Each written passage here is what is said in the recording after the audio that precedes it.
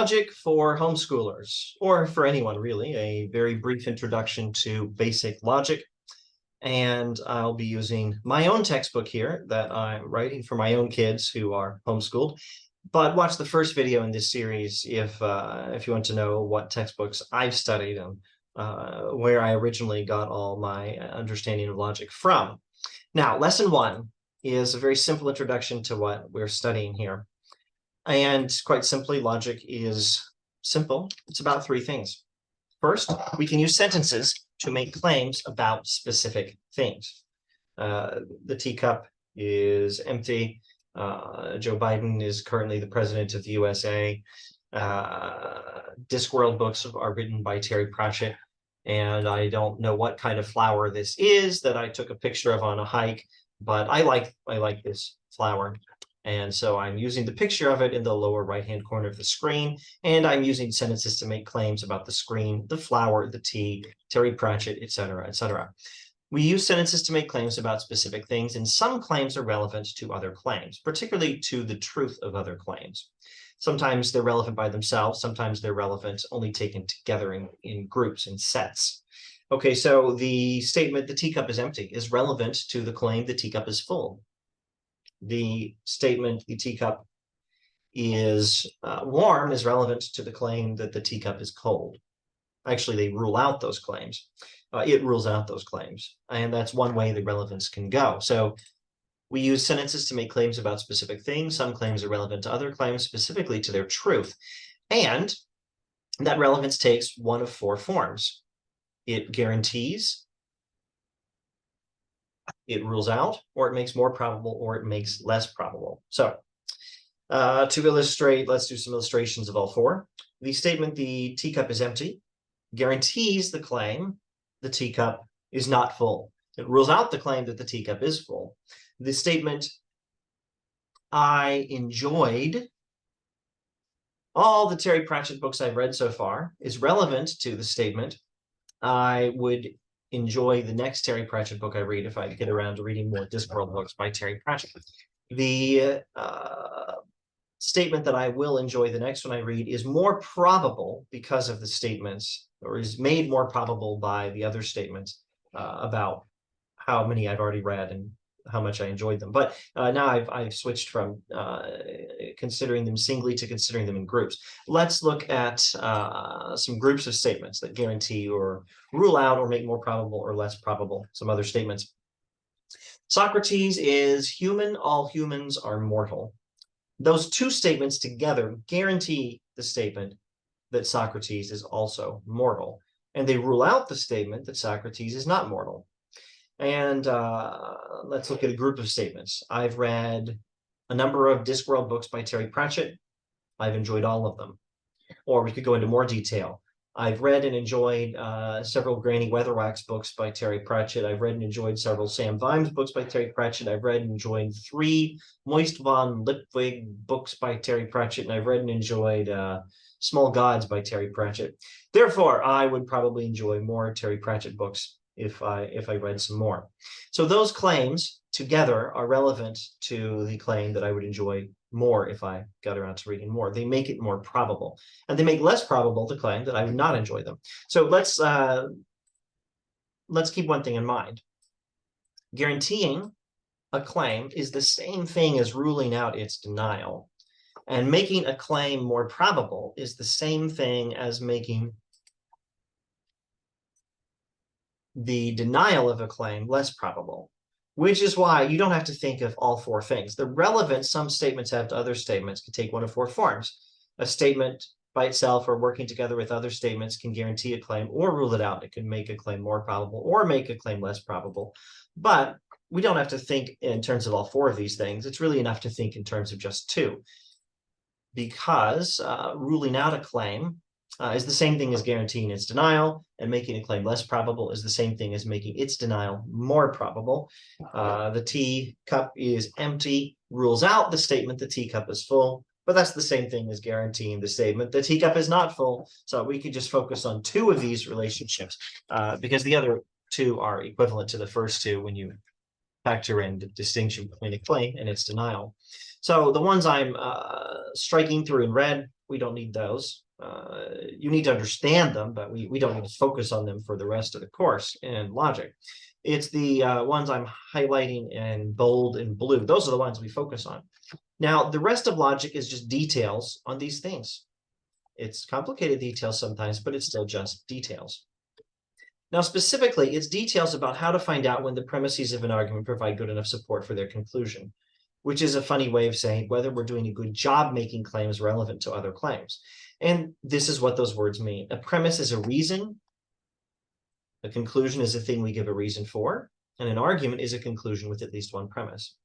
A premise is a claim, and a conclusion is a claim that that premise is supposed to be relevant for. And we give premises that are relevant to a conclusion, and they're supposed to be making it either guaranteed or at least more probable. That's what arguments are. We give reasons for things. The premises are the reasons. The conclusion is the thing we're giving a reason for. The premises are claims that are relevant to the conclusion by supporting its truth, by either guaranteeing it or making it more probable. At least that's what it's supposed to be if our arguments are good. So there are two main branches of logic. Now let's not make these bold and blue. Let's make some more adjustments here. Let's make the guaranteeing bit underlined in green. So claims can guarantee other claims, as when I say the teacup is empty, and that guarantees the claim the teacup is not full. Or when I say Socrates is human, all humans are mortal, and that guarantee, those two claims together guarantee the claim Socrates is also mortal. So in deductive logic, we are interested in whether the premises of an argument guarantee their conclusion. We're interested in whether the premises of an argument are relevant to their conclusion in such a way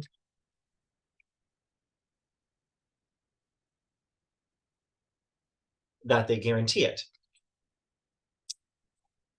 And in inductive logic, which I'll now make italicized purple, in inductive logic, we are interested in whether the premises of an argument are relevant to their conclusion in such a way as to make it probable. Now, again, the rest is details, sometimes complicated details, but details. Now, I'm afraid I have to keep going and give you a few more details for this. I'll try to keep it brief for this introductory video. All right. The first thing I have to tell you now is there's a distinction between the things we're reasoning about and the way we're reasoning about them. Now, some fancier language for this is form or structure.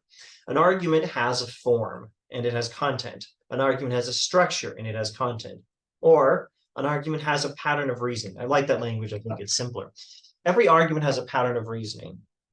But even simpler language, every argument is reasoning about something and doing it in a particular way. I think that's the simplest language. There is a distinction between the things we're reasoning about and the way we're reasoning about them. That distinction is crucial. The way we're reasoning about them is the pattern of an argument. An argument always has a structure, a form, a pattern, a way we're reasoning about things. And then it has the things we're reasoning about, things that fit that pattern, things that are arranged according to that pattern. Arrangement's another good word. An argument has an arrangement. And they are things that the argument is reasoning about, and those things are arranged according to that pattern. So here's your first lesson in logic. I mean, well, I've just been giving you lessons in logic, but here's your first lesson in the study of logic, not just what is logic studying, but in the study of logic. The first lesson is deductive logic is interested only in the pattern of reasoning, only in the arrangement of the argument, not in the things the argument is about, not in the things that are arranged according to that pattern. Inductive logic is interested in both. Because in inductive logic, we have to pay attention to both things, both the things we're reasoning about and the way we're reasoning about them, because those things are both relevant to whether the premises of an argument make their conclusion probable. But in deductive logic, the only thing we really care about is the way we're reasoning about things, because in deductive logic, the things we're reasoning about don't actually matter. The pattern of reasoning, the arrangement, the way we're reasoning about things guarantees the conclusion all by itself. Unless it's a bad deductive argument, then it fails to guarantee the conclusion all by itself. So I could say, all humans are mortal. Socrates is human. Therefore, Socrates is mortal. And I can say all pizzas are delicious. All pepperoni pizzas are pizzas. So all pepperoni pizzas are delicious. Or I could say all corrupt people are jerks. All politicians are corrupt people. So all politicians are jerks. Or I could say all Ugel Blarstovs are slithy. All Ugel Blarstovs are slithy toes. The Jabberwock is an Ugel Blarstov. Therefore, the Jabberwock is a slithy toe. And those arguments all have the same pattern, and they're all equally good because of the pattern of reasoning. And it doesn't even matter what the argument is about. It doesn't even matter if I don't even know what the argument is about. I don't even know what an Ugel Blarstov is. I'm not aware that that word even exists in any language. And Jabberwock is a word that exists just because Lewis Carroll, a logic teacher actually, because Lewis Carroll just invented the word. So anyway, the pattern of reasoning guarantees the conclusion all by itself or fails to do so. And that's what deductive logic is concerned about. So in deductive logic, we don't care about the things we're reasoning about, only about the way we're reasoning about them. In inductive logic, we have to pay attention to both. So that means that for deductive logic, the way to test arguments is to isolate their patterns. And there's two basic ways of doing this because there's two basic kinds of things that fill in those patterns. There's the way we're reasoning about things, there's the things we're reasoning about, and there are two basic things that are, hang on, let me repeat, let me fill in the piece I left out. There's the way we're reasoning about things, there's the things we're reasoning about, or there is the arrangement of an argument, and there's the things arranged according to that arrangement. There's the pattern of the argument, there's the things that fit that pattern, that fill in that pattern, and there's two basic kinds of things that fill in the patterns.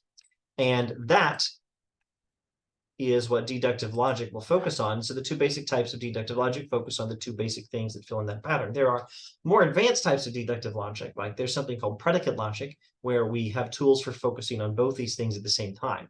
But the two basic simple things, which is all we're interested in this course, are categories and atomic statements. Now, I should say terms, not categories, terms and atomic statements. So a term is a noun or a noun phrase that stands for a thing, or more precisely, a category of things. So I can refer to Socrates, and that's a term. And it's better to think of Socrates as a term, not referring to one thing, Socrates, but referring to the category of things that are Socrates or people that are Socrates. But that's a nuance we don't need to focus on right now. Terms are nouns or noun phrases that stand for things or categories of things. And those are things that fill in the pattern of an argument. And then there's atomic statements, and those things fill in the pattern of an argument. Now, I'm afraid I have to do maybe just one more definition here. An atomic statement is a statement that doesn't have any other statements as a component, a statement that's not made of any other statement. So I can say the teacup is full. That's a statement. That's an atomic statement. It's not made of any other statements. Or I can say it's not true that the teacup is full. And that's a statement that's made of the smaller statement, the teacup is full. The teacup is full is a statement, and its denial is another statement made of the first statement. Or simpler example, I can say the teacup is full, the teacup is empty, the electric kettle is full. Those are two atomic statements. They're not made of any other statements, but I can say the teacup is full. No, the teacup is empty, and the electric kettle is full. That's a compound statement, as we call it, a statement made of two other statements. So the atomic statements, the statements not made of any other statements, are a thing that goes into the pattern of an argument. So in deductive logic, we can do categorical logic or statement logic. And with categorical logic, we look at the terms of an argument to see how they fill in an argument pattern. And in statement logic, we look at the atomic statements of an argument to see how they fill in an argument pattern. And that leads us in categorical logic to argument patterns like all X are Y, all Y are Z, therefore all X are Z. Or for those of you in the USA, all X are Y, all Y are Z, therefore all X are Z. And in statement logic, we end up with patterns like if A, then B, A, therefore B. If it's raining, then the sidewalk is wet. It's raining, therefore the sidewalk is wet.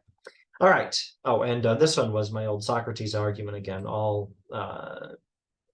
Socrates is mortal, which more formally we could state as all people who are Socrates or people who are mortal or something like that. And no, all human beings. Socrates is a human being, or more formally, all people who are Socrates are human beings, and all human beings are mortal, therefore all people who are Socrates are mortal. All right, so that's one argument pattern. It's a famous argument pattern called a Barber syllogism. And this other one, if A then B, A therefore B. If it's raining, then the sidewalk is wet. It's raining, therefore the sidewalk is wet. That's a famous argument pattern called modus ponens. And in statement logic, we look at the patterns we find when we analyze the atomic statements. And in categorical logic, we look at the patterns we find when we analyze the terms, except I didn't say that quite rightly. In statement logic, we don't analyze the statements. In categorical logic, we don't analyze the terms. What we do is we look at the terms just long enough to find out what is the pattern of the argument, which is to say how those terms are arranged. And in statement logic, we look at the statements just long enough to find out what is the pattern of the argument or how those statements are arranged. Then we look at that pattern to see if it's a pattern where the premises guarantee the conclusion. And once again, the rest is more details. And that, my friends, is what logic is about. And those are the very basics of how it works, and more in future videos. Thanks for watching.